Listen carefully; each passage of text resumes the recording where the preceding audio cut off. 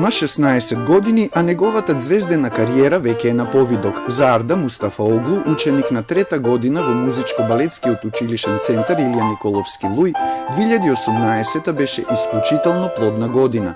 Настапи во Србија, Италија, Германија, Турција и Грција, одржа концерти во Македонија и освои повеќе награди.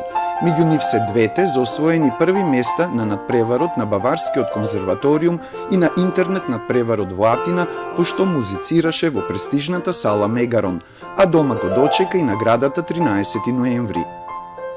2018 година за мене е најдобрата година до сега, со највеќе настапи и би сакал 2019 да биде уште подобро од 2018 година, со уште повеќе настапи, со нови доживувања и со повеќе музика. Арда Мустафаоглу потекнува од семејство посветено на класичната музика. Неговата мајка Самира му предава пијано, зашто Арда вели дека односот е различен дома и на училиште. Тој прави разлика и меѓу редовното музичко образование и усовршувањето на мастер-класите со педагози од светот, за кои вели дека имаат собствен стил на изведба на пијано.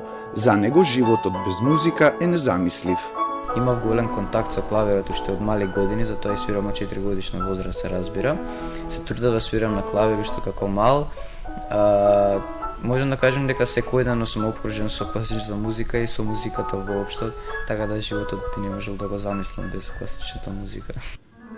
Подготвувајќи се за секој настап во сала, Арда се обидува да го почувствува инструментот и акустиката и да направи спој на техничкото совршенство што го нуди композицијата со неговиот авторски печат.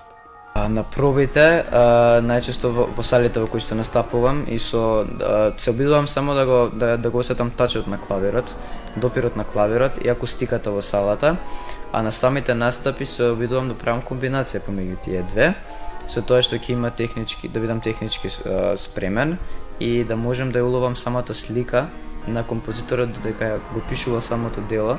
2019 година Арда Мустафаоглу ќе започне со рецитали во Франција и Германија. Себе си посакува квалитетни настапи, а на гледачите на Телма многу среќа и љубов во новата година.